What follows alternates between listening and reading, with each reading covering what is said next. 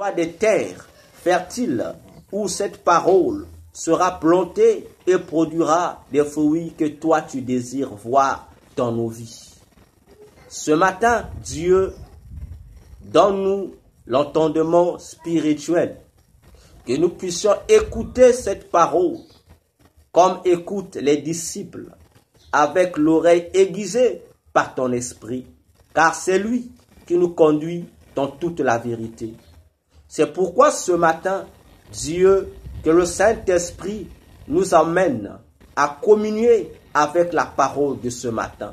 Que le Saint-Esprit illumine les yeux de nos cœurs pour que nous puissions contempler les merveilles de ta parole.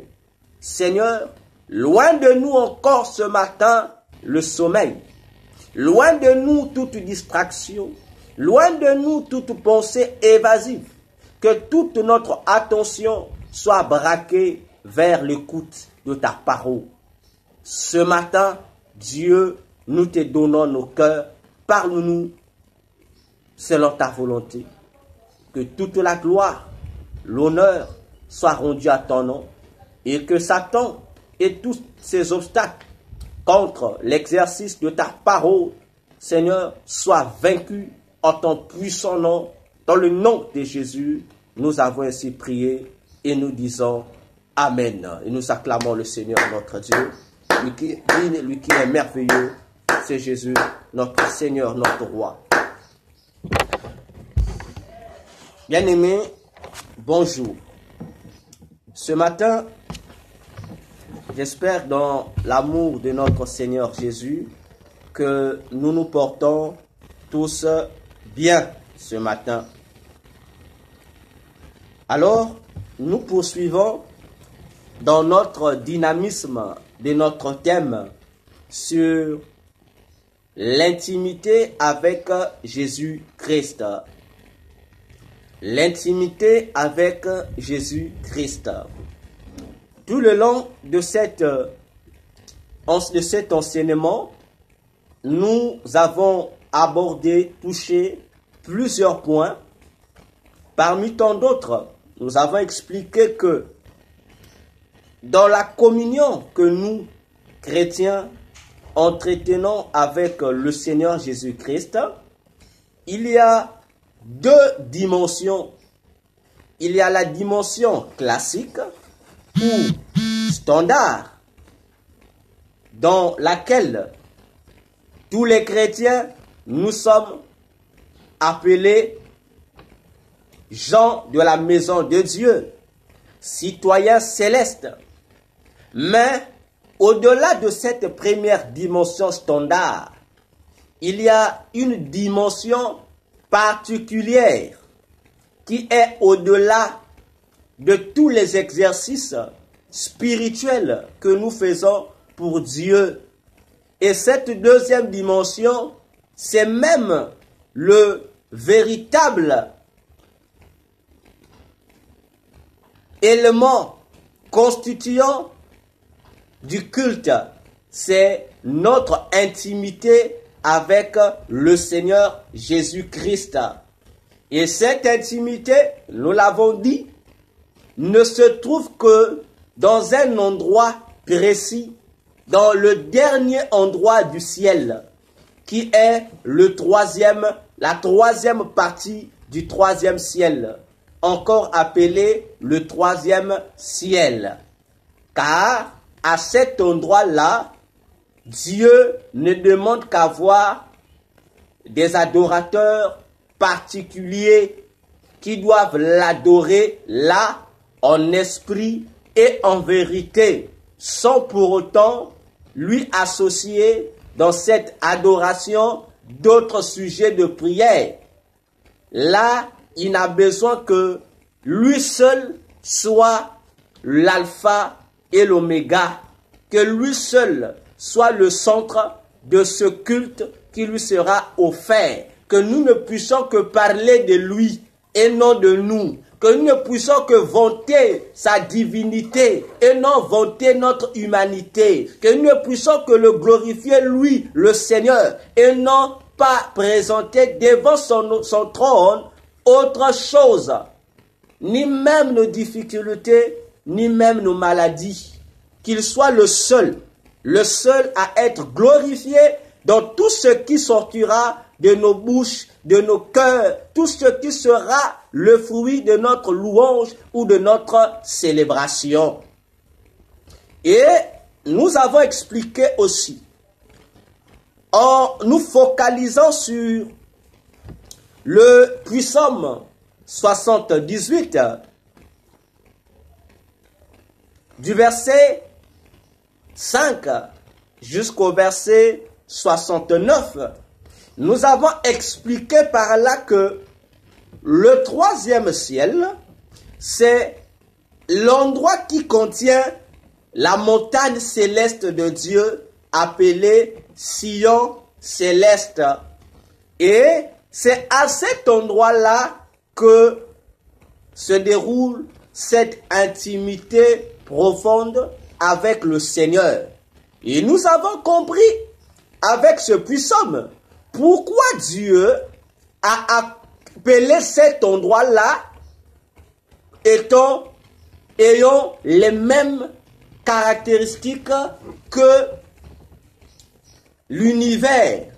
Dieu l'a comparé à la terre. Et nous avons dit, le troisième ciel est la maquette de la création terrestre.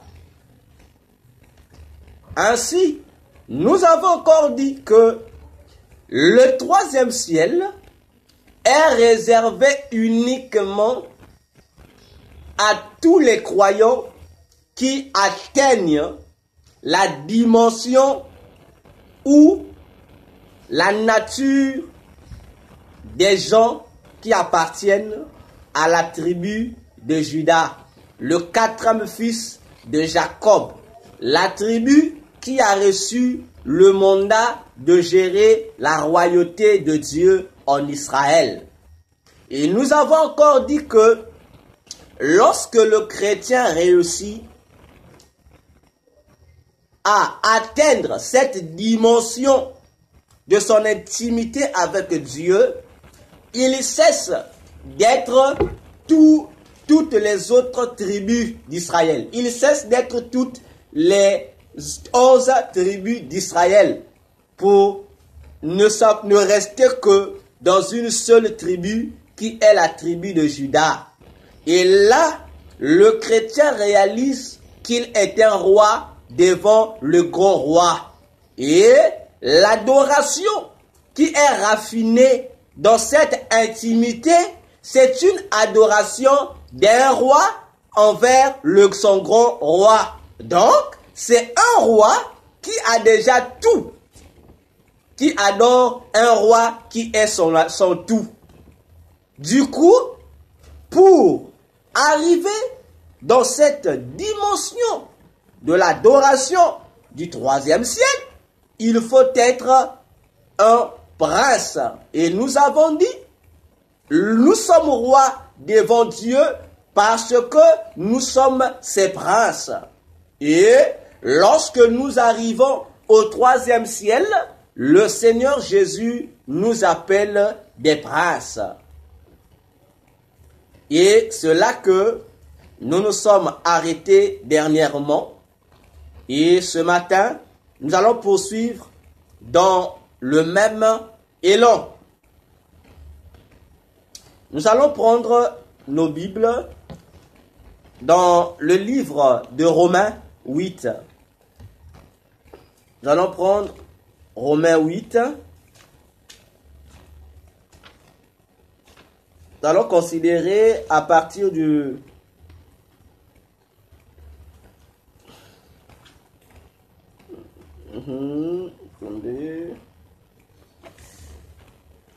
oh là là. Je vais lire avec ma Bible de notre ancien frère Louis Ségan. Voilà, je prends à partir du verset.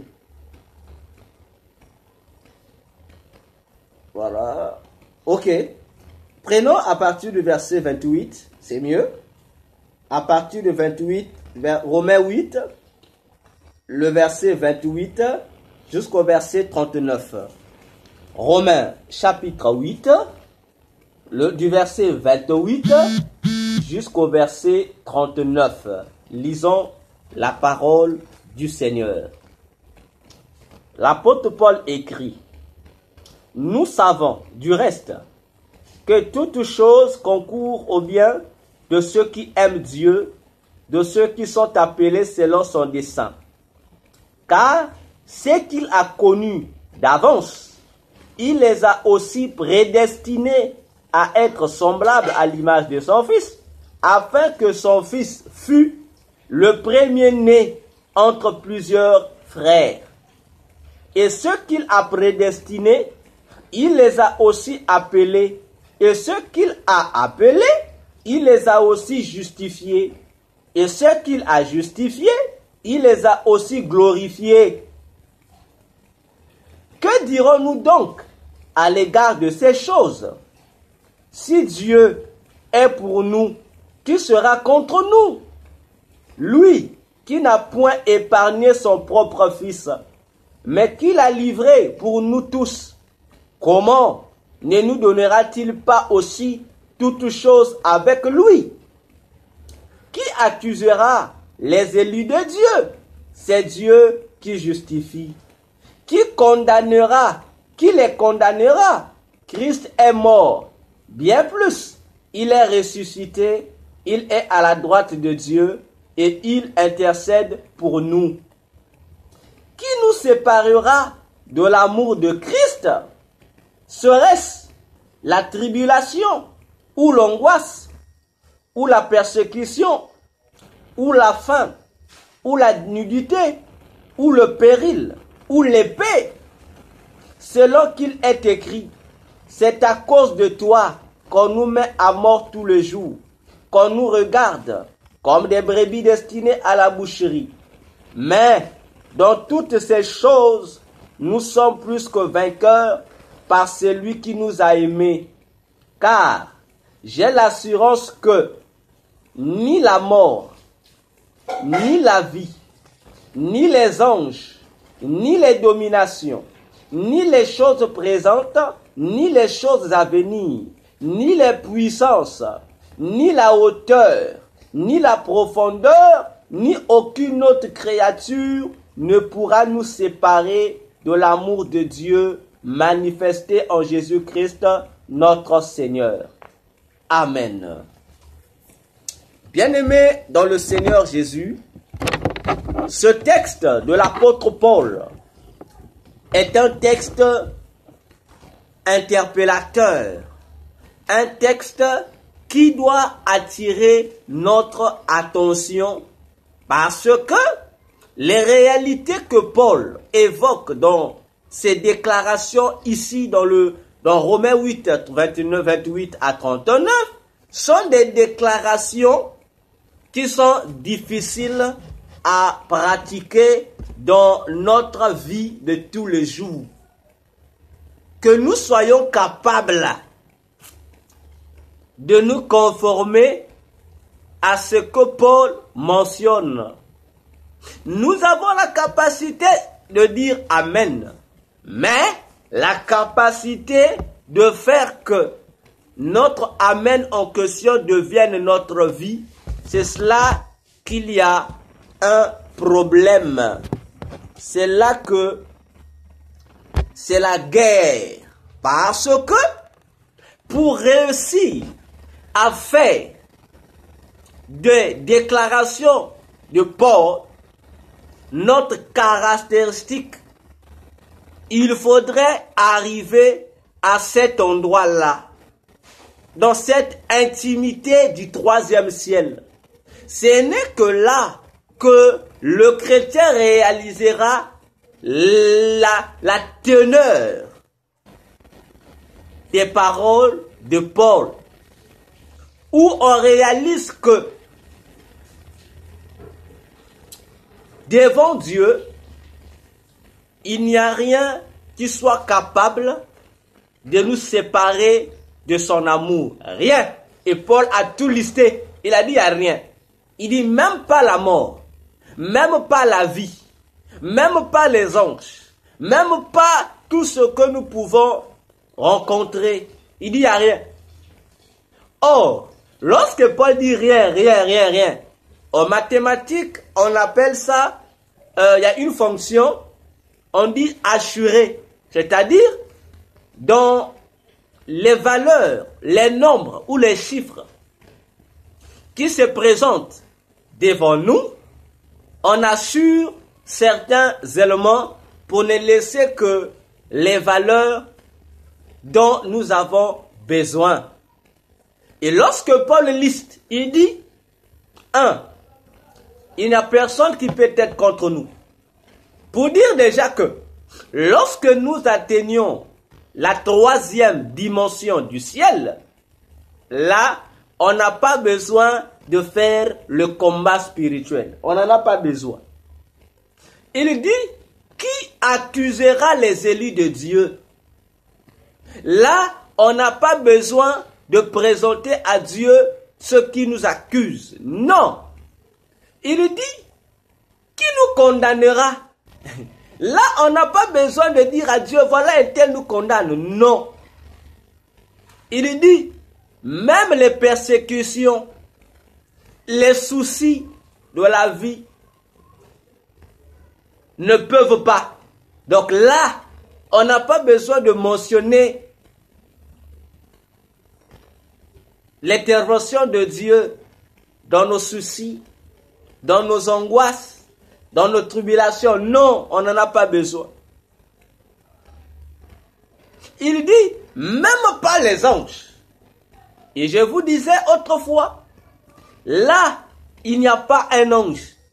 Il n'y a que les princes de Dieu. Il n'y a pas un ange qui est là. C'est une intimité unique entre l'esprit du croyant et l'esprit de Dieu. Il n'y a pas d'autres interférences dans cette intimité, dans cette prière. Il n'y a pas d'autres interférences.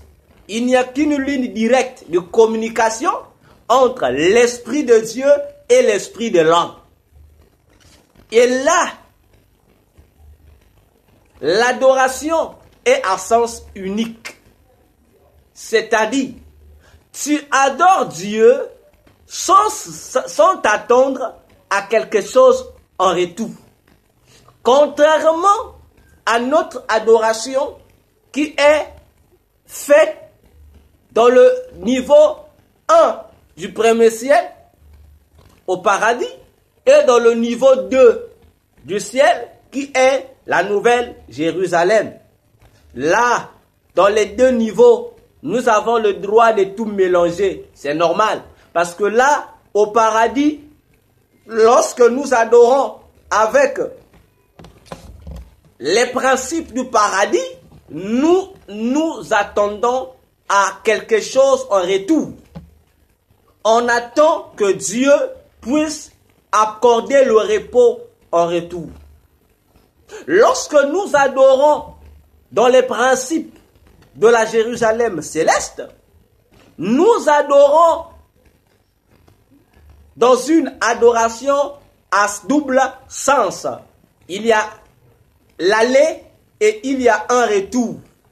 Tu adores parce que tu es citoyen de la ville.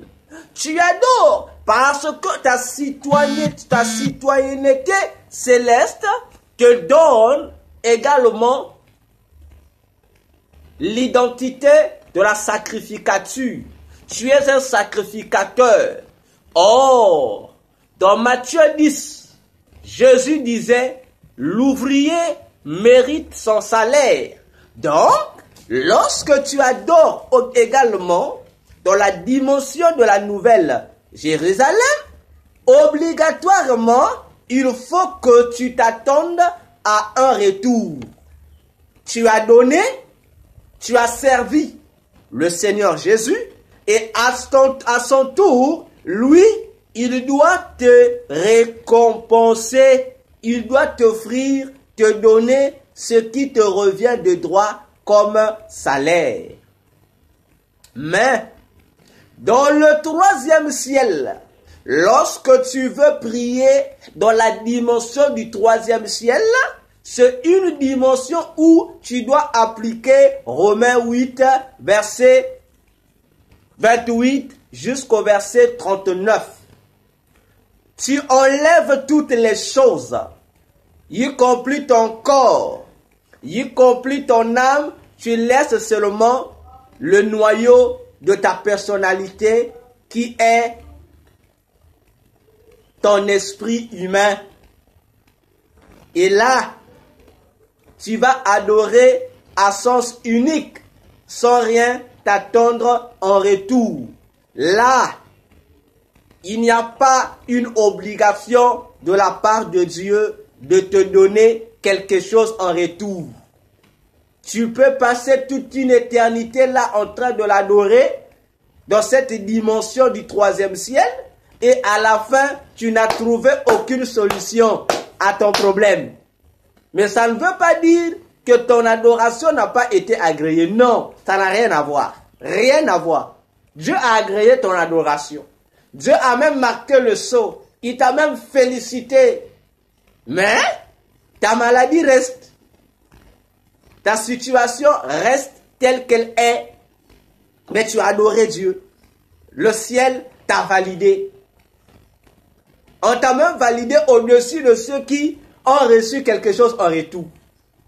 C'est dans cette dimension qu'on réalise, bien aimé dans le Seigneur, ces paroles de Paul, où tu réalises que il n'y a rien sur terre, rien dans les cieux, rien sous la terre qui soit capable de te séparer de l'amour de Jésus. Rien. Imaginons-nous, rien. Tu l'aimes. Tu l'aimes seulement. Tu l'aimes. Peu importe tout, tu continues à l'aimer. Pourquoi?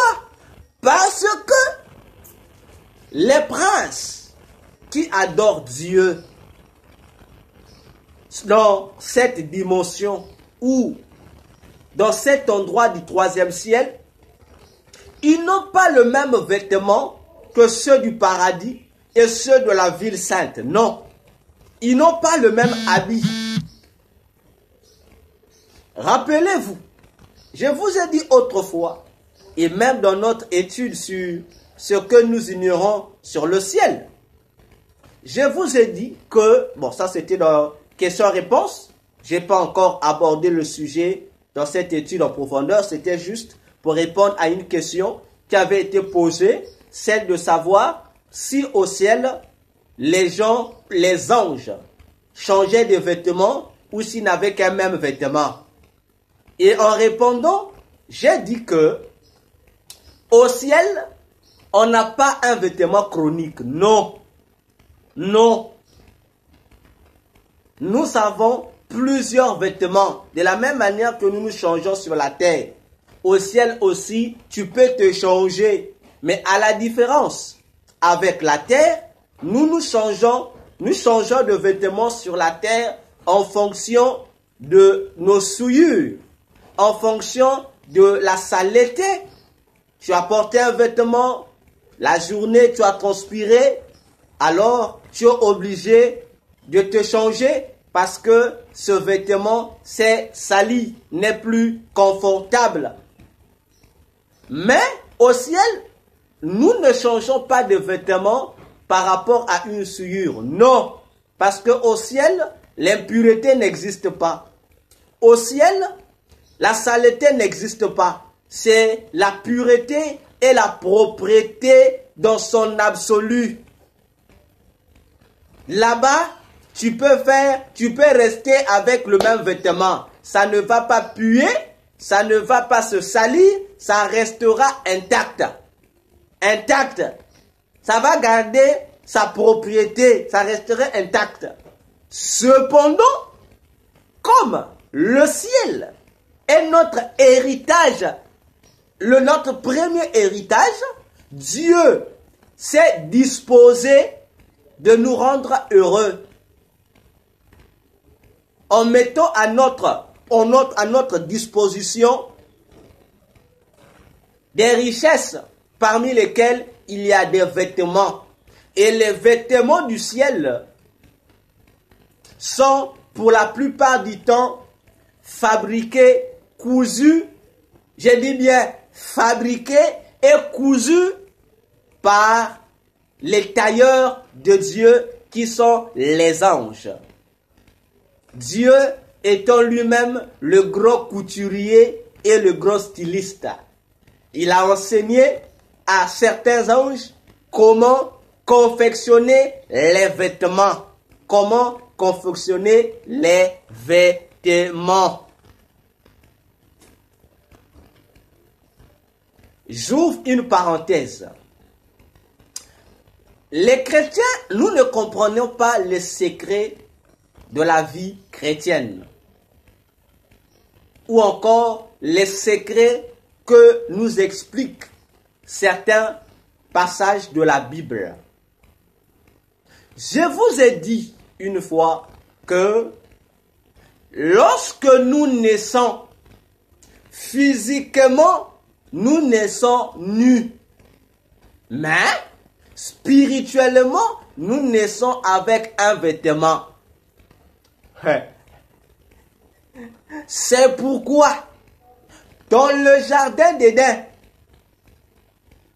Adam et Ève ont été physiquement créés nus. Mais spirituellement, ils n'étaient pas nus. Ils avaient un vêtement. Voilà pourquoi ils étaient nus, mais ils ne s'en rendaient pas compte. Parce que Adam et Ève, dans le jardin d'Éden, ils n'avaient pas les yeux physiques. C'est-à-dire, ils ne voyaient pas avec les yeux que toi et moi on voit aujourd'hui. Non. Ils voyaient avec des yeux spirituels. Et leurs yeux spirituels ne leur permettaient pas de voir la nudité physique qu'ils avaient. Ce n'est que une fois que le péché est venu fermer leurs yeux spirituels, et que là, ils se sont rendus compte de leur état physique, qu'ils étaient nus. Et ils ont eu honte. On va fuir. Ils sont fuis devant Dieu. Et Dieu était obligé, dit Genèse 3, de les confectionner cette fois-ci des vêtements physiques pour couvrir leur nudité. Je ferme la parenthèse. C'est pourquoi vous remarquerez que toute personne a spirituellement un vêtement. Ainsi, lorsque tu atteins l'âge de 12 ans, lorsque tout être humain, chrétien comme païen, nous atteignons l'âge de 12 ans, dans le monde spirituel, que ce soit dans le royaume de Dieu ou dans le royaume du faux Dieu Satan, il y a comme une sonnerie qui signale que nous avons atteint l'âge de la raison, c'est-à-dire l'âge où nos péchés commencent à être comptés dans les registres de Dieu, tout comme dans les registres de Satan, à partir de l'âge de 12 ans. Nos péchés commencent à être comptés dans la normalité des principes spirituels. Bon, quoique des cas exceptionnels existent, on en parlera le jour où nous allons entamer ce point sur l'étude sur ce que nous ignorons sur le ciel, sur les vêtements et sur le péché au ciel. C'est pourquoi vous allez remarquer, il y a un passage dans la Bible sur l'apôtre Paul qui déclare cela, je crois, dans Romains 6 ou Romains 7. Il dit, lorsqu'il n'y avait pas la loi, moi, Paul, je vivais. Oh, mais il dit, lorsque la loi vint, moi, Paul, je suis mort. Il y a un problème, hein? Comment Paul vivait-il lorsqu'il n'avait pas encore la connaissance de l'existence de la loi? Il dit, je vivais. Mais il dit, une fois que j'ai pris connaissance que la loi existe et que cette loi m'a montré le péché que la loi de Dieu me dit désormais, ça c'est un péché. Paul dit, cette connaissance du péché me tue. Mais comment? Parce que c'est la loi qui vient te dire que maintenant là, tu as atteint l'âge de la raison. C'est-à-dire, tu as atteint l'âge spirituel où tu es capable de distinguer le bien et le mal. Comme tu es capable de distinguer le bien et le mal, là maintenant, tu deviens aux yeux du monde spirituel conscient de tes actes et responsable de tes actes. Là, on commence à noter tes péchés. Tout ce que tu fais qui est condamné par la loi est noté. C'est pourquoi il est dit à la question de savoir qu'est-ce que la loi de Dieu. On dit la loi de Dieu. Non, qu'est-ce que le péché?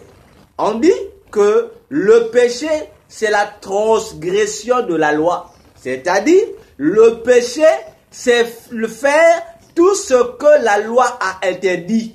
Ainsi, lorsque nous atteignons l'âge de 12 ans, physiquement, spirituellement, le comptage de nos péchés commence. À partir de là, tout ce que tu poses comme action qui est contraire à la loi de Dieu est un péché. Et c'est noté. Et voilà maintenant comment le processus spirituel du péché d'Adam prend vie en nous et nous mourons en Adam. Et c'est là que tu deviens un mort-né. C'est là que la nature adamique prend l'influence sur toi. Mais avant l'âge de 12 ans, avant que tes péchés ne soient comptés, tu vis. Tu vis. Tu n'es pas encore mort en Adam. Tu vis. Donc, aux yeux de Dieu, tu es innocent. Aux yeux de Dieu, tu n'as pas encore de péché. Parce que tu n'as pas encore la capacité spirituelle de distinguer le bien du mal. C'est pourquoi je dis toujours aux gens, avant ce temps-là, tu n'es pas pour toi pécheur. Tu es innocent. Tu es innocent. C'est pourquoi les enfants qui meurent, avant que le comptage de leur péché ne soit déclenché, ils vont au ciel. Ils vont au ciel. Que ses parents soient païens ou comment, ils vont au ciel. C'est un mystère qui tourmente les têtes de pasteurs. Ils trouvent ça comment? Oui, c'est comme ça. Seulement, s'il y a un enfant qui est allé en enfer avant l'âge de 12 ans, comprenez que cet enfant-là, c'était pas d'abord un enfant normal, en fait, c'est un démon incarné. C'est un démon incarné. 2. Si ce n'est pas un démon incarné, c'est que cet enfant-là a précipité le déclenchement spirituel du comptage de ses péchés. Et là, même si physiquement tu as 9 ans, mais spirituellement, tu as déclenché le processus du comptage de tes péchés. Et si tu meurs, tu vas droit en enfer. Voilà le principe spirituel. Je ferme la parenthèse. Pour dire que le vêtement spirituel que Dieu te donne lorsque tu nais, c'est une robe blanche qu'on te donne comme premier vêtement. Lorsque tes péchés commencent à être comptés, c'est là que ce vêtement commence à se salir. C'est là que ce vêtement commence à être sali. Le péché commence à salir ton vêtement. C'est là. Donc chaque péché que tu commets, c'est comme une tache qui s'accole sur ta robe blanche. Jusqu'à ce que la robe qui était blanche, caractérisant la sainteté de Dieu sur toi, va changer de couleur, va devenir noire. Ça veut dire que tu deviens membre des agents des ténèbres et tu rejoins ce que l'apôtre Jean déclare dans ses épîtres. Il dit, celui qui naît de Dieu ne pêche pas.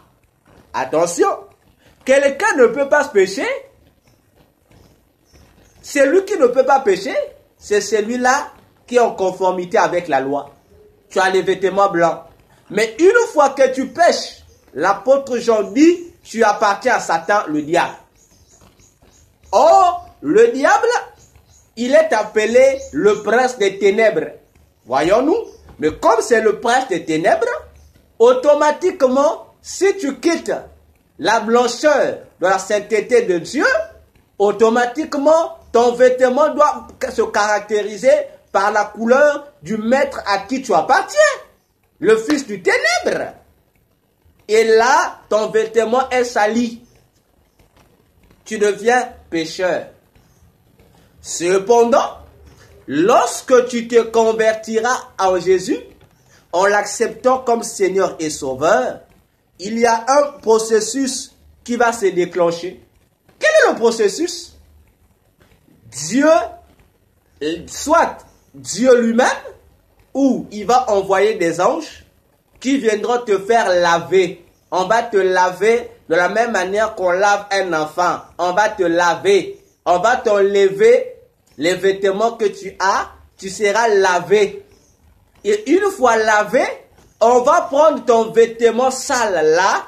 On va aller plonger ça dans le sang de Jésus.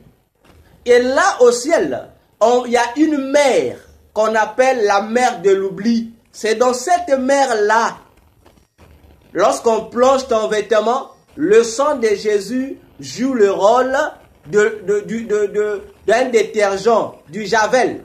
Donc ton vêtement qui était pourri, qui avait une autre teinture, par le sang de Jésus, ton vêtement va retrouver sa blancheur. C'est là que Dieu dit dans Ésaïe 1, je crois le verset 16 au verset 18, il dit, si vous vous repentez de vos péchés, il dit, même si ton péché est comme le cramoisi, peu importe la couleur qu'aura ton péché, il dit, il va rendre ça plus blanc que la neige. Voilà l'opération spirituelle qui s'effectue. Cela, chaque fois même que nous demandons pardon d'un cœur sincère, le même processus se reproduit. La tâche du péché qui nous a salis, le sang de Jésus vient enlever pour nous permettre de retrouver notre blancheur vestimentaire. Ainsi, non seulement que nous récupérons nos vêtements premiers, nous avons encore un autre vêtement qu'on nous donne, que la Bible appelle, parfois dans Ésaïe, le vêtement de louange ou le vêtement de gloire. On nous donne. Donc, il y a des vêtements qui nous sont donnés. Il y a même un vêtement qu'Ésaïe appelle le vêtement de la délivrance. On nous ajoute des vêtements. Et chaque vêtement ajouté montre un élément, caractérise une bénédiction que Dieu nous donne. Et c'est la même chose aussi au ciel. Chaque vêtement a une signification. En dehors de notre vêtement premier. Mais il y a d'autres vêtements qui s'ajoutent à pour notre gloire, pour notre confort. Lorsque nous sommes sacrificateurs de Dieu, nous avons d'autres vêtements spirituellement parlant, qui n'ont rien à voir avec nos vêtements habituels. C'est pourquoi, si nous répartons même dans le service, dans le temple de Dieu, les sacrificateurs n'avaient pas les mêmes vêtements dans le service. Lorsque le sacrificateur quittait la maison de Dieu pour rentrer chez eux, ils avaient un autre vêtement, leur vêtement de la maison. Mais lorsqu'ils venaient, ils commençaient le service de Dieu, ils devraient enlever leurs vêtements naturels pour porter les vêtements du sacerdoce de Dieu. Et là, dans la maison de Dieu, dans le tabernacle, il y avait trois parties, les trois parties du ciel. Il y avait un vêtement pour le parvis ou le paradis. Et dans la deuxième partie, dans le tabernacle, on l'appelait le lieu saint, qui correspond à la deuxième partie du ciel qui est la Nouvelle Jérusalem. Il y avait aussi un vêtement.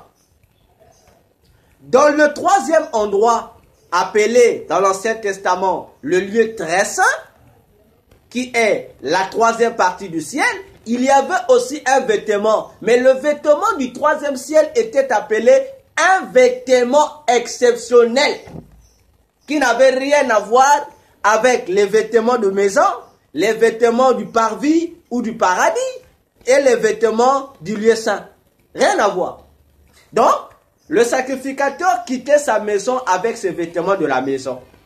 Pour rentrer dans la maison de Dieu, il devait changer de vêtements, porter les vêtements de la première partie. Lorsqu'il finissait les offices de la première partie du parvis, pour aller travailler, faire le service de la deuxième partie de la maison de Dieu, le sacrificateur devait changer encore de vêtements. Il devait se laver encore pour porter cette fois-ci les habits du lieu saint. Et pour quitter le lieu saint, afin de se rendre dans le lieu très saint, dans le lieu très saint plutôt, il devait également changer de vêtements. Voyez-vous donc, si on peut essayer de prendre cette illustration, le sacrificateur avait comme 4 vêtements. Vêtements de la maison, vêtements du parvis, vêtements du lieu saint et vêtements du lieu très saint. Voyons-nous? Et c'est la même configuration aussi au ciel. Lorsque vous arrivez au troisième ciel, dans cette intimité-là, vous aurez des vêtements exceptionnels qui vont caractériser votre statut de roi devant Dieu. Et ces vêtements ressemblent, je ne sais pas s'il faut appeler ça, comment je peux qualifier ça. Bon, vous aurez une idée. Vous voyez dans, je ne vais pas appeler ça l'Antiquité, disons au Moyen-Âge, en Europe, au Moyen-Âge, pour préciser, pour que nous ayons tous l'idée. Voilà. Regardons par exemple lorsqu'on nous montre les films de la colonisation par exemple. Vous voyez que les riches là, qu'on appelle les comtés là, les riches, les patrons, les seigneurs, ils ont un vêtement qui est comme un costume, voyez-vous. Ce costume là, c'est pas comme nos costumes d'aujourd'hui, mais c'est un costume, son nom m'échappe. Il y a un nom là qu'on appelle ça. Voyez, si vous voyez seulement les images des anciens rois là, ils avaient un costume, comme un manteau, mais en forme de costume. Mais c'est pas le costume comme nos costumes d'aujourd'hui. C'est un peu spécial comme ça. Derrière, il y a comme, c'est à la forme de la queue du poisson, quelque chose comme ça. Je ne sais pas si vous avez une idée de ce costume-là. Donc la forme de ce costume-là, c'est la même en parlant de forme, de style. C'est le même vêtement stylisé que se revêtent ceux-là que le Seigneur appelle les princes dans le 3e siècle. C'est ce vêtement-là, même confection. Donc là, ils ont les mêmes confections. Et ce vêtement a une couleur. Et la couleur de ce vêtement, c'est la couleur grise. C'est la couleur grise. Et pourquoi cette couleur? Pourquoi le vêtement du 3e ciel a-t-il la couleur grise? c'est simplement pour montrer, selon Jésus lui-même, l'identité des gens que lui l'appelle les princes au troisième ciel. Ce sont des gens qui ont atteint la même maturité que lui. Rappelez-vous d'une chose. Atteindre la même maturité que Jésus veut dire que tu as atteint la même stature parfaite que lui. Prenons par exemple Éphésiens 4, versets 11 à 12. On va comprendre quelque chose qui est donné là, que nous lisons pourtant, mais sans pour autant nous rendre compte que c'est une dimension du troisième ciel. Éphésiens 4, verset 11 jusqu'au verset 12. Prenons même jusqu'au verset 13. L'apôtre Paul écrit ceci. Et il a donné les uns comme apôtres, les autres comme prophètes, les autres comme évangélistes, les autres comme pasteurs et docteurs. Pourquoi? Pour le perfectionnement des saints, en vue de l'œuvre du ministère et de l'édification du corps de Christ. Attention, il y a un élément qui s'ajoute ici. On dit les 5 principaux ministères ont été donnés à l'Église pour le perfectionnement des saints. Vous comprenez que la perfection est progressive. Ça veut dire, l'objectif des ministres de Dieu, c'est d'aider les saints à se perfectionner jusqu'à arriver à la fin de la perfection. Et la fin de la perfection, c'est quoi? On continue. On dit, jusqu'à ce que nous soyons tous parvenus à l'unité de la foi et de la connaissance du Fils de Dieu, à l'état d'homme fait à la mesure de la stature parfaite de Christ. Comprenez-vous? Et c'est au troisième ciel que s'achève notre stature parfaite de Christ. Oh! La couleur grise ou encore la stature parfaite de Christ, c'est lorsque Christ est dans sa divinité. Et lorsque Jésus est dans sa divinité, il a un nom. Bon, disons, il a un titre qui qualifie sa stature. On l'appelle l'ancien des jours. Donc, la couleur grise évoque l'ancienneté de Christ.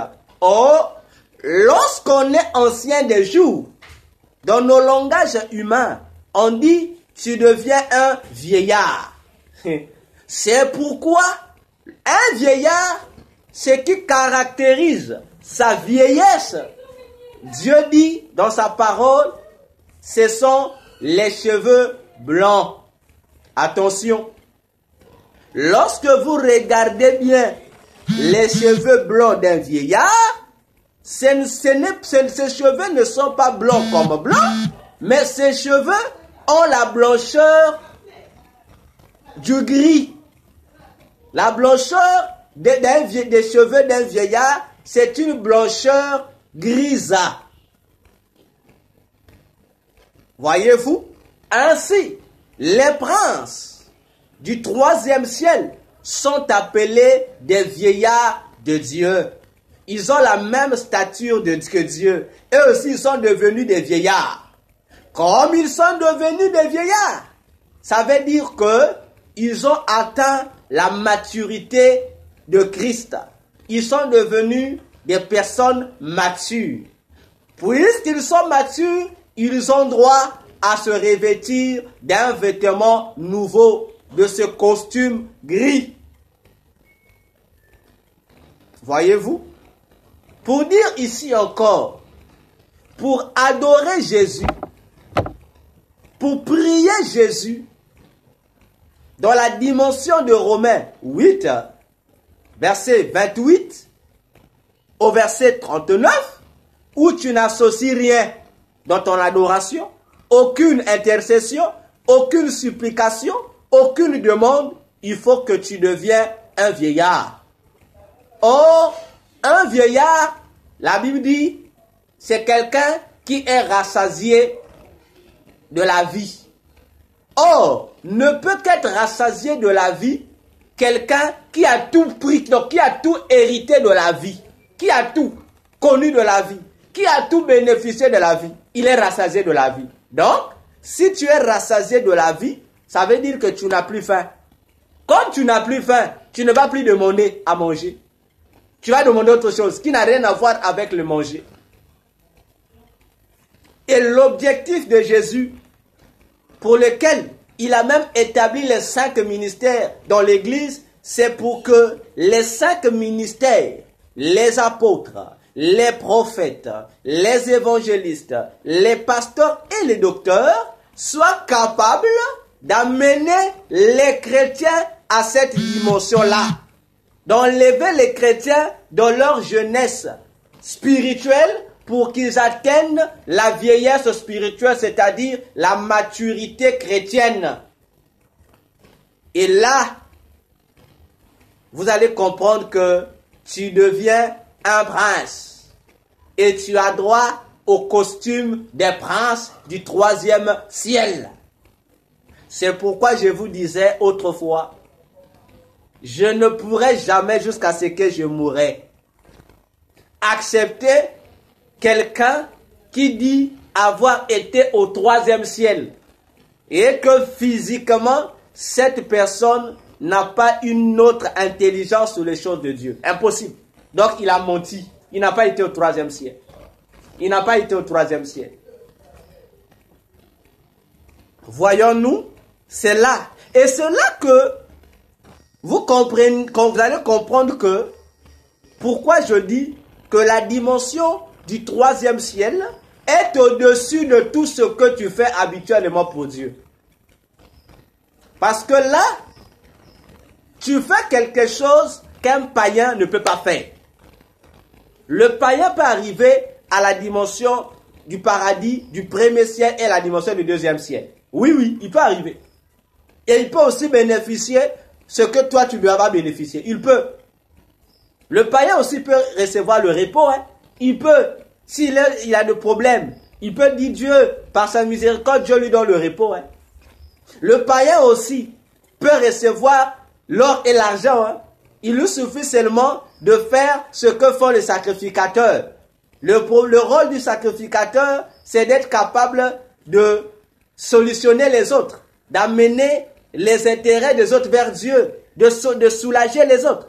Lui aussi, le païen peut faire ça. Oui, il peut le faire. C'est pourquoi vous allez voir, les païens donnent aussi les dîmes. Ah, c'est étrange, hein? Oui, oui.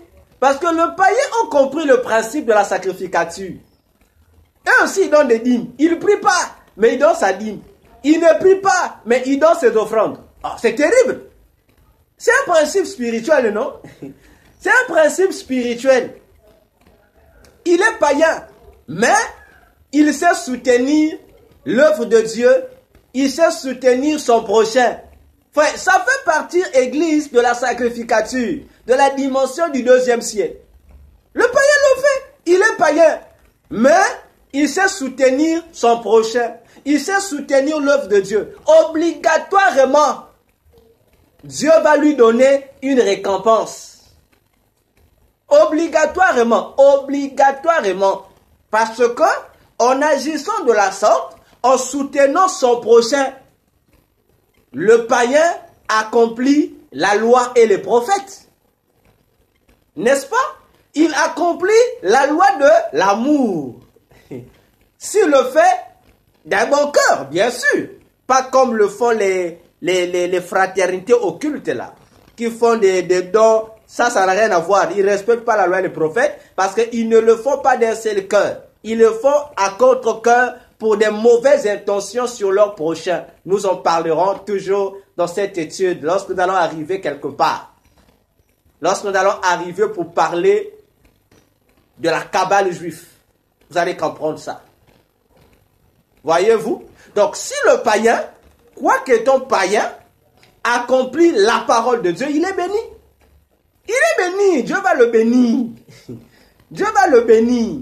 S'il soutient les veuves, il soutient les orphelins, il assiste ceux qui sont dans le besoin. Mais il accomplit l'œuvre de Dieu. Dieu va le bénir. Parce que Dieu dit, tu aimeras ton prochain comme toi-même. C'est un principe.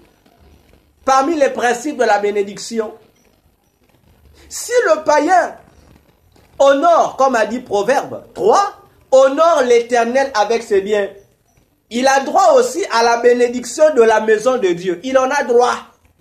C'est pourquoi Jésus disait à la foule, il dit, si quelqu'un donne ne fût-ce qu'un verre d'eau à l'un de mes serviteurs, il recevra une récompense en qualité de ce que est ce serviteur ou cet enfant de Dieu qu'il a soutenu. Voyez-vous, c'est inconditionné. Là, on n'a pas besoin de voir son état d'âme. Non, c'est le principe du donner et du recevoir. C'est le principe de s'aimer et de récolter. Et ce secret-là, les païens connaissent ça. C'est pourquoi même des satanistes connaissent ça. Eux, ils font tout. Ils soutiennent l'œuvre de Dieu à bon cœur. Ils ne prennent pas l'argent impur de Satan pour mettre dans l'œuvre de Dieu. Non. Eux, ils prennent leur véritable argent qu'ils ont gagné, non pas dans leur mysticisme, mais d'après la fonction de Proverbe 12, verset 27. Par leur propre sueur, ils viennent donner à Dieu. Dieu les bénit. Voyons-nous comment les principes spirituels, si tu ne les comprends pas, tu vas être là à te morfondre pour rien. Alors que c'est un problème de respecter les consignes de Dieu. Au début de ma vie chrétienne, bon, ma vie chrétienne, non, je ne dirai pas de ma vie chrétienne, parce que je sépare toujours le début de ma vie chrétienne avec mes rencontres avec Jésus. Je les sépare. Parce que pendant l'espace de temps que j'ai connu Jésus, je n'étais pas converti. Je suis venu me convertir après, peut-être une année après. C'est pas pareil. Mais pendant que j'ai appris à connaître Jésus, il a dit un principe que je n'oublie jamais. Il lui dit, sur la terre, il y a plusieurs personnes qui disent le connaître. Il dit, c'est pas mauvais. Il dit, mais ce que moi Dieu, moi Jésus, je veux, je n'ai pas besoin que les gens puissent me connaître. J'en ai pas besoin. J'ai plutôt besoin que les gens puissent me comprendre. Il dit, celui qui dit qu'il me connaît, mais qui ne m'a pas compris, en fait, il ne m'a pas encore connu. Il n'y a que celui-là qui m'a compris, qui peut dire qu'il m'a connu. Alors, le Seigneur a dit une phrase. Il dit, moi Dieu, il dit, je suis principe et non compréhension. Ah, il dit, il est un principe et non compréhension.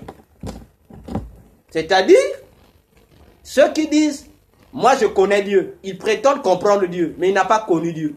Pour connaître Dieu, il faut que tu comprennes que Dieu est un principe. Si tu as compris que Dieu est un principe, tu sauras maintenant comment comprendre Dieu.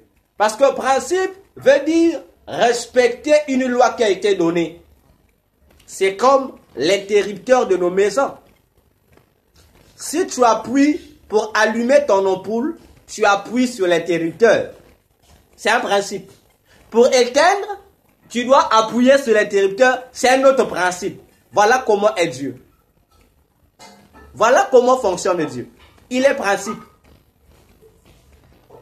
Il n'est pas comme on dit, non, Dieu va comprendre. Non, Dieu n'a pas besoin de comprendre. Dieu est principe. Si tu veux comprendre Dieu, comprends qu'il est principe. C'est-à-dire que c'est un Dieu qui fonctionne avec des lois. Si tu veux attraper Dieu, tu peux que l'attraper dans ses lois. Donc si tu n'appliques pas ces lois, il te sera difficile de dire que tu as connu Dieu. Voyez-vous? Ainsi, l'unique dimension que tout le monde ne peut pas connaître, ne peut pas atteindre, même pas le païen, c'est la dimension du troisième ciel. Parce que, souvenez-vous, pour atteindre le troisième ciel, il y a comme un principe qui sert de pont entre le deuxième ciel et le troisième ciel. Le principe qui sert de pont, c'est lequel? Cherche encore ma face. Ah, là, il faut maintenant aller chercher la face de Dieu.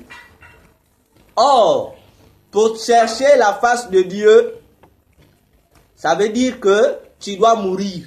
Oui. Pour chercher la face de Dieu, ça veut dire que si tu dis que tu vas chercher la face de Dieu, ça veut dire que tu veux voir Dieu. Oh, de Genèse à Apocalypse, on a dit, aucun homme ne peut voir Dieu. Même les anges ne voient pas Dieu. Ils se couvrent le visage. Toi, l'humain, on dit, tu veux voir Dieu. C'est impossible. Parce que quiconque veut voir Dieu, si tu vois la face de Dieu, ça veut dire que tu dois mourir. Tu dois mourir. Même à Moïse, tu voulais voir Dieu. Moïse voulait voir Dieu. Je crois dans Genèse, Exode 38, je pense. Moïse voulait voir Dieu. Il dit, Dieu, je vais te voir. Ta face. Dieu lui dit, Moïse, tu ne peux pas voir ma face, sinon tu vas mourir. Mais je peux te montrer seulement mon dos. On l'a montré. Dieu a montré à Moïse le dos. Donc Moïse connaît comment est le dos de Dieu. Mais il n'a jamais connu comment est la face de Dieu. Parce que pour voir la face de Dieu, tu dois mourir. Donc, si pour arriver au troisième ciel, il faut chercher encore la face de Dieu, encore là. Lorsque tu t'es repenti, tu as cherché la face de Dieu, non? Dieu a fait comme Moïse. Il t'a présenté son dos. Tu as quand même vu Dieu. Tu dis, ah, j'ai vu Dieu. Oui. Mais attention, il y a encore. Donc, la partie véritable qu'il faut voir là, la face. Toi, tu as vu le dos. Dieu nous a montré son dos. C'est pourquoi, dans son dos là, Ésaïe 53 dit, il a été flagellé. Ah, c'est pourquoi Jésus a dit, venez à moi, vous tous qui êtes chargés et fatigués, je vous donnerai du repos de vos âmes. Il dit, je mettrai sur vous mon joug. Or, mais le joug, c'est une charge. C'est au niveau du dos que nous transportons nos jougs. Donc Jésus prend son joug, il met sur nous. Autrement dit, il nous prend, il nous met sur son dos. Nous avons la vie. Nous avons le repos. Mais la face, pour voir vraiment le vrai visage là, il faut encore le chercher encore. Ça veut dire que tu dois quitter la dimension du dos pour voir la tête. Mais pour voir la tête, tu dois accepter de mourir. Ah oui. Si tu acceptes de mourir, tu es mort. Or le païen ne peut pas accepter de mourir. Il ne peut pas mourir. Il ne peut pas mourir. Parce que mourir, ça veut dire que tu n'as plus de chair, tu n'as plus d'âme, il te reste que l'esprit. C'est pourquoi Job disait ceci. Job disait à ses trois amis, qu'il dit, Job, ton peau s'est détruit, tout ça. Il dit, lorsque je n'aurai plus de chair, moi, Job, je vais voir Dieu. Oh, Job, comment ça? Il dit, lorsque j'aurai plus de chair, là, je vais voir Dieu. Ah oui. Donc, tu ne peux pas voir Dieu avec ta chair. Impossible. Or, le païen, ce qui fait du païen, c'est sa chair. Parce que le païen est un homme charnel. C'est-à-dire, ce qui le caractérise, c'est la chair. Mais pour aller voir Dieu, ça veut dire que le païen doit se débarrasser de la chair. Or, si ce qui fait du païen, c'est la chair, en se débarrassant de la chair, le païen meurt. S'il meurt, Romains 8 il dit qu'il meurt dans son péché pour naître en esprit. Ah, donc, chercher encore la face de Dieu veut dire se débarrasser de ta chair. Or, le chrétien, lorsqu'il accepte Jésus, il se débarrasse de la chair, il vit avec son âme. Mais pour arriver là-bas au troisième ciel, on n'a pas besoin de l'âme. Vous comprenez, hein? Pour dire que là-bas, il faut voir encore la face de Dieu, il faut vraiment mourir. C'est-à-dire que toutes les passions de ton âme, de ta chair, doivent s'éteindre pour laisser uniquement les passions de l'esprit de s'exprimer. Et là, tout le monde n'arrive pas. Pourtant, c'est ça le vœu de Dieu. Mais la condition là, se débarrasser de nos fardeaux, de nos passions, pour nous laisser simplement influencer par la passion de Jésus. C'est ici, bien-aimés dans le Seigneur, que vient s'accomplir la phrase que vous connaissez. Job le dit. Job 22, je pense. Le verset 27, Job 22, verset 22 à 27. Je crois aussi que les puissants ont répété cette phrase. La phrase qui dit « Fais de l'Éternel tes délices. » Vous connaissez la suite, non? « Fais de l'Éternel tes délices. Remets en lui ton sort et lui deviendra tes délices. » Il y a deux choses. Hein? Prends ton sort, enlève. Donne à Dieu. Et en retour, fais de Dieu tes délices. Donc, remplace tes besoins, tes doléances, tes problèmes, tes projets par Dieu. Donc, Dieu doit envahir tout, doit remplacer tout. Et c'est à ce moment-là que tu comprendras que Dieu est ton délice. Ah! Et là, c'est au-delà de ce que le païen ne peut pas avoir. C'est au-delà. Donc le privilège du troisième ciel n'est réservé qu'à celui qui est déjà chrétien. C'est plus que ce que le païen peut faire. Là, le païen, il est interdit, strictement interdit aux païens d'entrer. Là, le païen ne peut pas rentrer. Donc, il ne peut pas bénéficier des réalités du troisième ciel. Il ne peut pas.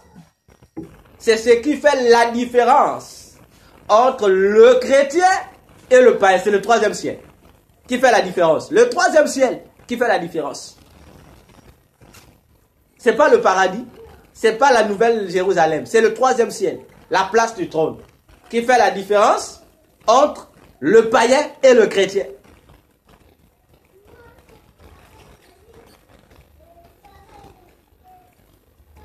Parce que Job 22, 22 à 27 dit, lorsque pour que l'Éternel devienne tes délices. Ensuite, on dit, faut prendre ta richesse, ton or. Il faut faire quoi? Il faut mettre ça sous la terre, dans la poussière.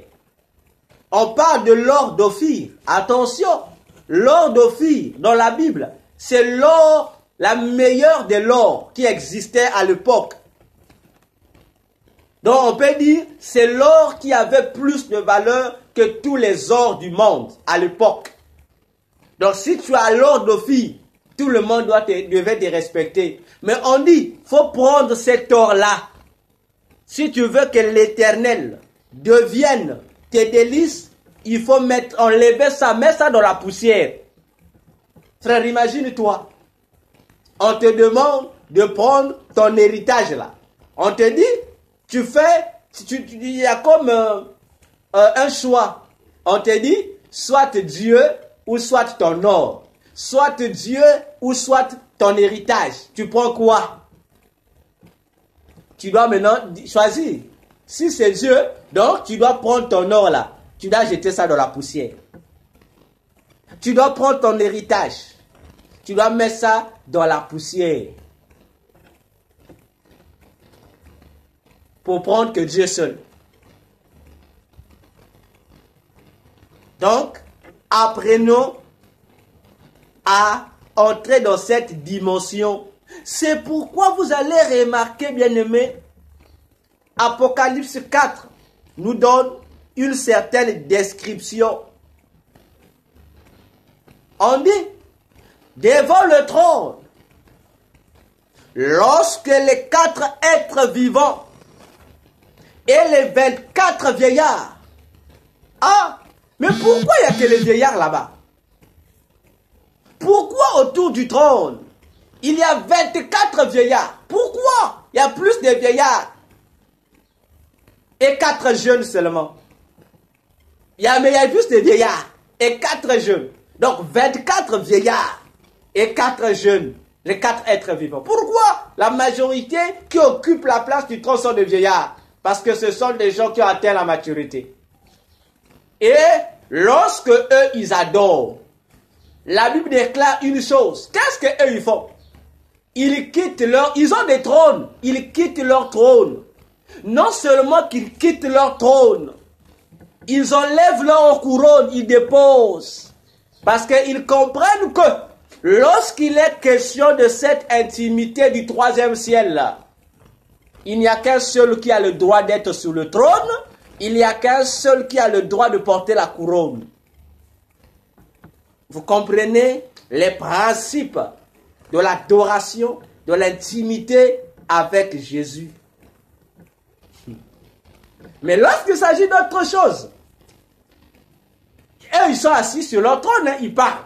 Mais s'ils rentrent dans cette dimension-là, et ils adorent, et si vous lisez leur adoration, ils n'ont nulle part demandé l'interventionnisme.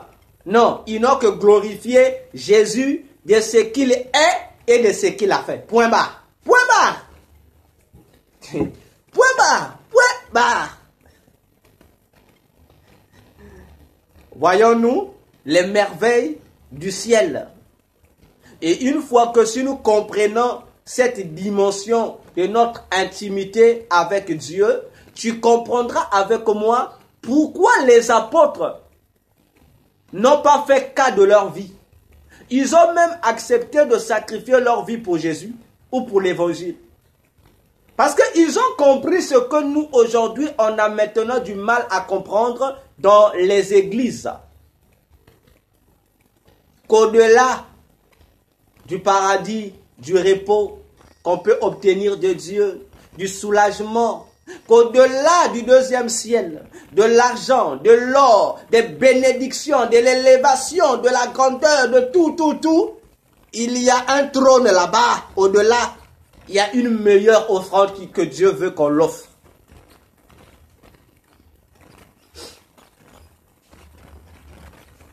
Là, on doit l'offrir. L'intimité avec Dieu. Alors, je crois que c'est sur ce point que je vais finir. Nous allons le poursuivre encore le dimanche prochain. Ceux qui adorent sont des princes. Attention, si vous lisez bien la Bible, votre Bible, lisez cette Bible très bien, vous allez remarquer que l'intimité dont nous parlons avec Jésus est au-delà de toutes les autres intimités que nous pouvons avoir avec Jésus.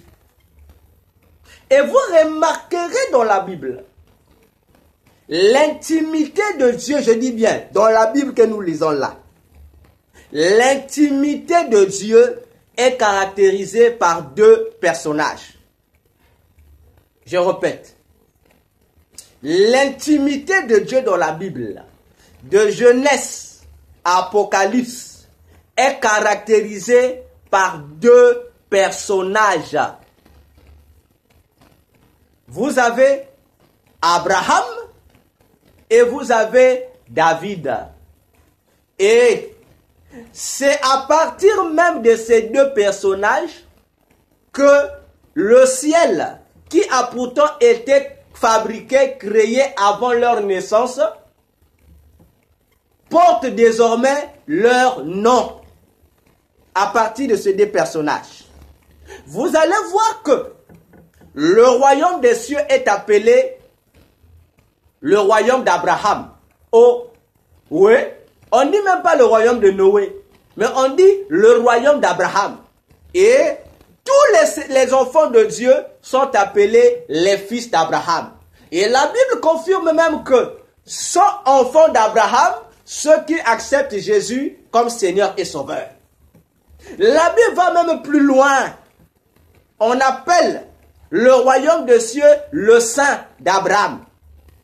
Attention, le sein d'Abraham, le sein d'Abraham. En hébreu, le mot sein là, bon, c'est pas le sein de tété, non. Pas le sein de la poitrine, de la poitrine, non.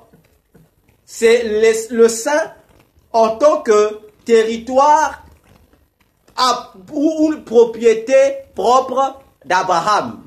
En grec, comme en hébreu, lorsque on emploie le mot sein d'Abraham, le sein là évoque la réalité que seules les mamans sont bien placées pour expliquer. Lorsque une maman est assise, lorsqu'elle donne le tété à l'enfant, il y a un endroit où maman met l'enfant, n'est-ce pas? Entre le thorax et la partie que nous appelons le bas-ventre. Donc, entre cette partie-là. N'est-ce pas? Autrement dit, au niveau du ventre. C'est ce mot-là que les Hébreux ou le grec désignent par le mot sein d'Abraham. Comme pour dire le ventre d'Abraham. Vous comprenez? Donc, on appelle le ciel, parmi les autres appellations, le ciel est appelé le ventre d'Abraham. Vous comprenez maintenant? Pourquoi? Tout celui qui veut être fils d'Abraham doit passer par Jésus. Si tu passes par Jésus, tu deviens toi aussi bénéficiaire du ventre d'Abraham. Donc tu es vraiment enfant d'Abraham. Voyez-vous? C'est une intimité. C'est une intimité. Mais attention, au-delà de l'intimité d'Abraham, Abraham est appelé ami de Dieu dans la Bible. Abraham, je dis bien Abraham, sorti de la propre bouche de Dieu. Dieu a dit à Abraham, tu es mon ami. Et comme Abraham était l'ami de Dieu, Dieu ne pouvait rien lui cacher. Notre Seigneur Jésus aussi, dans Jean 15, 16, non, Jean 13, 14, 15, 16, il a dit aux disciples, vous êtes mes amis. Ah, donc, les disciples ont une première intimité aussi, qui est celle d'Abraham. Ce sont des amis de Dieu. Mais attention, au-delà de l'intimité d'Abraham, il y a une deuxième intimité qui caractérise le royaume des cieux, c'est l'intimité de David. Attention, David aussi a été appelé ami de Dieu, mais cette fois-ci dans une intimité profonde. Dieu dira, David est l'homme selon mon cœur. Attention, l'amitié a des dimensions. L'amitié a des dimensions. Il y a la camaraderie. Oui. Il y a l'ami. Oui. Il y a le copain ou la copine. Oui. Il y a, après cela, il y a la fraternité. Oui. Après la fraternité, il y a le domaine intime. On dit, c'est mon intime.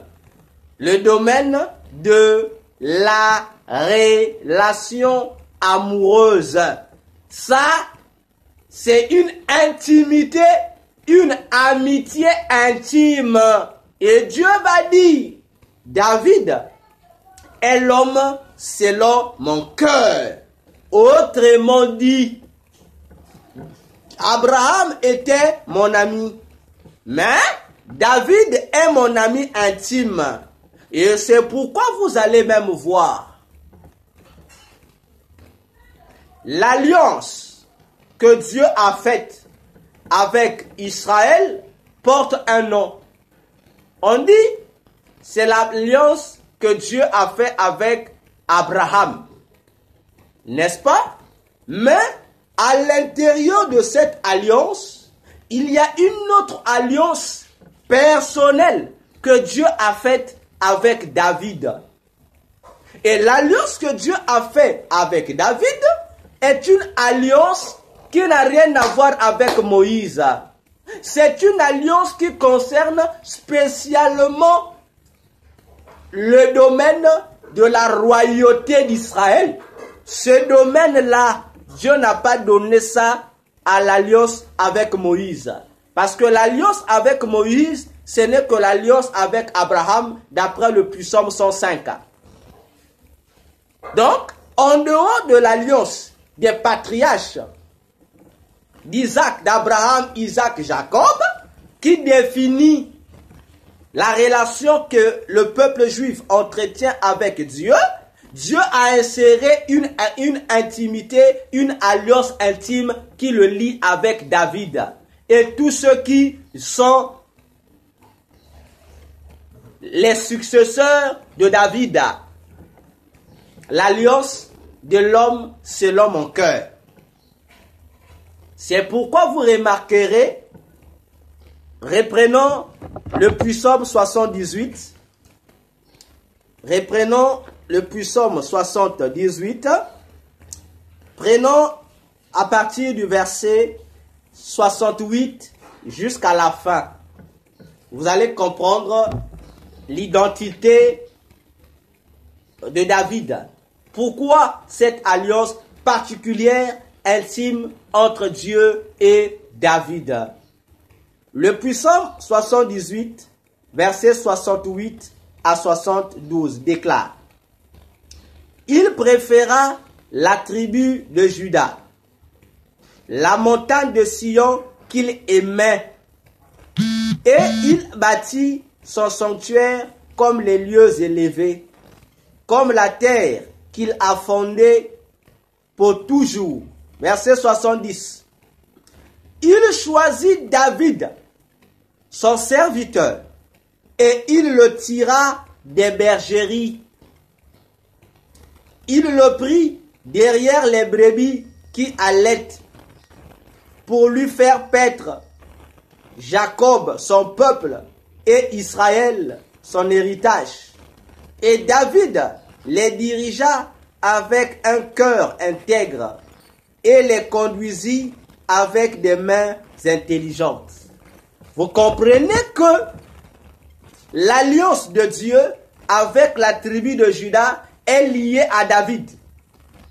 La tribu de la royauté est maintenant devenue a pour emblème divin David. C'est pourquoi Dieu pouvait dire: pour l'amour de Sion, je ne me tairai point. Ce n'est pas par rapport à Abraham, non. C'est par rapport à David. C'est pourquoi vous allez même remarquer, dans la généalogie de Jésus, par exemple Matthieu, on dit, lorsqu'on commence à citer, on dit, généalogie de Jésus, fils de David, après fils d'Abraham. Ah, il y a un problème, hein? Pourtant, on devait commencer fils d'Abraham, fils de David. Non, mais on commence par les deux intimités. Mais entre les deux intimités, l'intimité qui est au-dessus de l'autre, c'est elle qui prend la première place. On dit, lisez ça dans Matthieu 1:1. Fils de David d'abord, alors que David est né des millénaires après plutôt, Abraham. Mais on dit, fils de David, fils d'Abraham. Donc Abraham occupe la seconde position devant l'alliance que Dieu a faite avec David. Car Abraham est l'ami de Dieu, certes, mais David est l'intime de Dieu. Attention, vous allez remarquer, frères, bien-aimés, sœurs, la Bible n'a jamais prophétisé que le fils Jésus devait venir en tant que fils d'Abraham. Il n'y a pas une prophétie pour ça. Il n'y en a pas. Mais on dit que Jésus est la postérité d'Abraham. Mais la prophétie qui donne l'identité là, Jésus, fils d'Abraham, devait venir. Il n'y en a pas. Mais vous avez dans toute la Bible, parmi les emblèmes prioritaires pour reconnaître le Messie, on dit fils de David. Ah, attention. Et l'identité de Jésus, fils de David, rappelle l'intimité profonde que Dieu a envers David. Et c'est cette intimité, cette alliance intime qui est le salut d'Israël. Israël n'est pas sauvé par rapport à l'intimité que Dieu a eue avec Abraham. Non, mais avec David. Parce que l'alliance avec David, c'est l'alliance qui garde le message du salut. Parce que celui qui doit délivrer Israël doit être le roi des Juifs. Or, le roi des Juifs doit être fils de David. Ah, il doit être fils de David. C'est pourquoi on dit, béni soit celui qui vient au nom de l'Éternel. Qui? On dit, le fils de David. Bartimée avait compris le mystère. Pour retrouver ses yeux, il n'a pas dit fils d'Abraham. Il dit fils de David, aie pitié de moi. Parce que l'alliance de David est plus profonde que celle d'Abraham. Raison pour laquelle ceux qui appartiennent à Abraham sont appelés les Juifs et ont une alliance qu'on appelle l'alliance d'Aaron, l'alliance des Lévites. Mais ceux qui appartiennent à l'alliance de David, ils sont appelés les gens de Juda. Et ils ont leur propre sacerdoce, qui est le sacerdoce selon l'ordre du Melchisédek. Attention. Le sacerdoce selon l'alliance d'Abraham a un nom. Ça appartient à la tribu de Lévi, les Lévites. Mais le sacerdoce selon l'ordre de la tribu de Juda, d'où est sorti David, c'est un sacerdoce qui est supérieur au sacerdoce d'Abraham. C'est pourquoi David, si vous lisez toute l'histoire de David, même s'il n'était pas de la tribu de Lévi, en temps normal, il n'avait pas droit à la sacrificature d'Aaron. Malheureusement, David faisait les mêmes choses que faisaient les sacrificateurs de la loi. Normalement, David devait être lapidé d'après la loi. Mais pourquoi la loi ne le frappait pas? Attention, Église. Une intimité profonde. David portait les vêtements du souverain sacrificateur. Il mangeait la nourriture qui n'était réservée qu'aux sacrificateurs dans le temple. Il rentrait même dans le temple, il mangeait la nourriture des sacrificateurs. Mais David il était qui? Il était de la tribu de Juda. La loi n'a jamais autorisé une autre tribu, en dehors de la tribu de Lévi, de toucher aux choses sacrées. Mais David touchait aux choses sacrées. Et faites attention. Avec le troisième ciel. Voyez-vous? Mais pourquoi? Parce que David était sacrificateur selon l'ordre du Melchisédek. Donc, lorsque les sacrificateurs de la tribu de Lévi le voyaient, ils s'inclinaient devant lui. Parce que la sacrificature selon l'ordre du Melchisédek, qui appartient à la tribu de Juda, est supérieure à la sacrificature d'après l'ordre d'Aaron ou l'ordre d'Abraham. Parce que la sacrificature d'après Abraham, la sacrificature selon l'ordre d'Aaron, ça ne s'effectue que dans la deuxième partie du ciel. C'est la sacrificature qu'on exerce dans la ville sainte, dans la nouvelle Jérusalem. Tandis que la sacrificature selon l'ordre de Juda, l'ordre du Melchisédek, est exercé au-delà du 2e ciel, dans le 3e ciel. Ah, voilà pourquoi il est dit, le Melchisédek n'a ni fin ni commencement. Oh, attention, alors que Aaron, qui était l'emblème du sacrifice, de la sacrificature d'après l'ordre d'Abraham, on dit, eux, ils avaient un commencement et une fin. Mais la sacrificature d'après l'ordre du Melchisédek est un sacerdoce supérieur, meilleur et éternel. Bien-aimés, attention.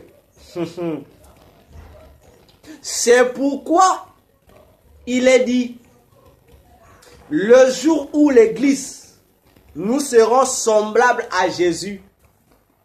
On dit, les prophéties vont cesser, les miracles vont cesser. Qu'est-ce qui va rester? L'adoration, la tribu de Juda. Ah, c'est ce qui va rester. Attention, Église. Voilà, c'est ici que nous allons mettre fin à cet enseignement. Et le dimanche, nous allons reprendre avec cette relation entre le sacerdoce du Melchisédek et le sacerdoce lévitique ou l'intimité d'Abraham. Et c'est ici que nous allons parler de la Kabbale comme étant une contrefaçon du sacerdoce selon l'ordre du Melchisédek. On va expliquer c'est quoi le sacerdoce du Melchisédek. Ça n'a rien à voir avec la sorcellerie qu'on appelle aujourd'hui par le sacerdoce du Melchisédek, qui n'est rien d'autre que la Kabbale, qui n'a rien à voir avec le sacerdoce selon l'ordre du Melchisédek, tel défini dans la Bible. Que Dieu bénisse encore sa parole. Nous acclamons le Seigneur notre Dieu. Alors, bien-aimés, nous allons élever nos voix. Nous allons prier le Seigneur.